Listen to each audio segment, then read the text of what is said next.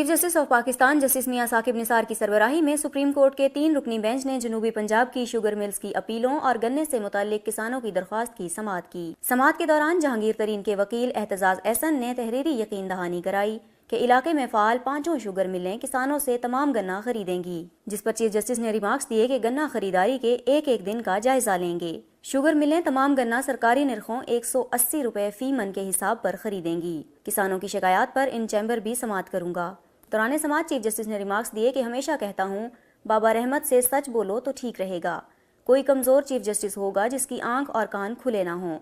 کسان کس کے کہنے پر عدالت میں آئے، ان کی میٹنگز کس کس کے ساتھ ہوئیں، مجھے سب معلوم ہے۔ سپریم کورٹ نے درخواست کو سماعت کے لیے منظور کرتے ہوئے شریف خاندان کی 3 شوگر ملوں سمیت 4 ملوں کی منتقلی سے متعلق لاہور ہائی کورٹ کا فیصلہ 3 ماہ کے لیے معطل کر دیا۔ سماعت کے بعد کسانوں نے جہانگیر ترین کو روک کر شکوہ کیا کہ ان کی وجہ سے کسانوں کو گنے کی صحیح قیمت نہیں مل رہی، جس پر انہوں نے کہا کہ ان کی شوگر مل سرکاری نرخوں پر گنا خرید رہی ہے۔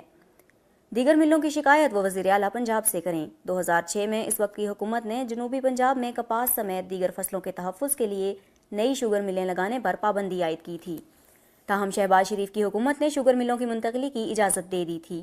اسی بنیاد پر شریف خاندان کی 3 شوگر ملیں اتفاق شوگر مل، حسیب وکاس اور چودھری شوگر ملز جنوبی پنجاب منتقل ہوئی تھیں، اور اس کے خلاف جہانگیر ترین سمیت 5 شوگر ملز مالکان نے الگ الگ درخواستیں دائر کی تھیں۔ لاہور ہائی کورٹ نے شریف خاندان کی شوگر ملوں کی منتقلی کو غیر قانونی قرار دیتے ہوئے انہیں دوبارہ اپنی پرانی جگہ منتقل کرنے کا حکم دیا تھا۔